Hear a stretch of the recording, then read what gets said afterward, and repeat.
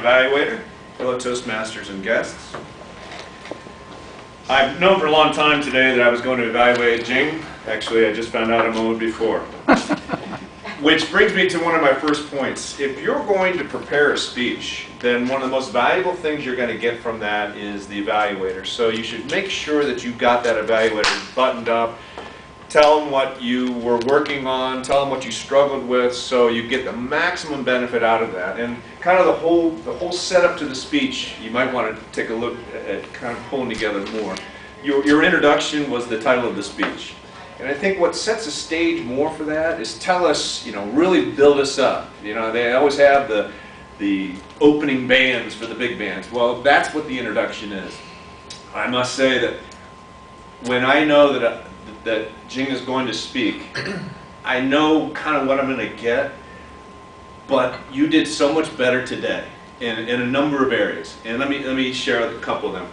First of all, you always are very natural with your speeches and your gestures. When you say something, I don't think you're really practicing your gestures. They're just so natural, so that's a real quality.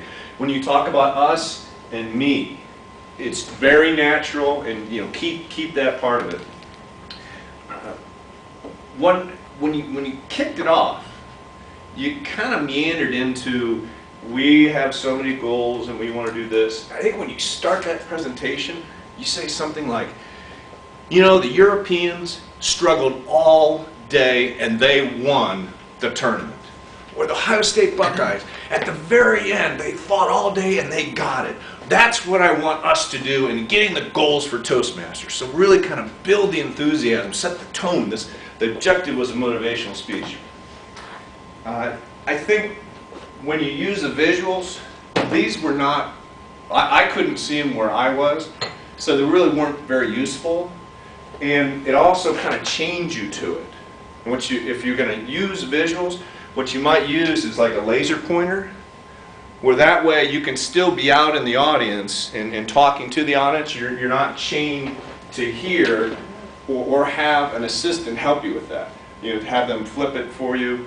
And the other thing, as far as props go, when you pulled out the ribbon, we were like, where'd he go? Where's our speaker? So what you want to do instead is, you can even go, and this is what we got. You can really make a moment of it. So just kind of be careful on those props. You obviously had outstanding use. You didn't use any notes, which is fantastic. That's part of your whole persona of being comfortable out there. I think one of the things I saw you do better than any other time I've seen it was how you talked about happiness. And happiness is why we're here. Because if we are going to have happiness, your voice inflection was outstanding. You pulled us in saying that's what happiness is. And if we do this, we're going to... That voice inflection today was better than I've ever seen you do that. The other thing I always know I'm going to get from Jing is it's just his second language, so you add a lot of S's where they shouldn't be. What do I mean's happiness? What do I mean by happiness? So, all in all, I think it was the best presentation you've given. Very well done. A couple things you can improve, and look forward to the next one.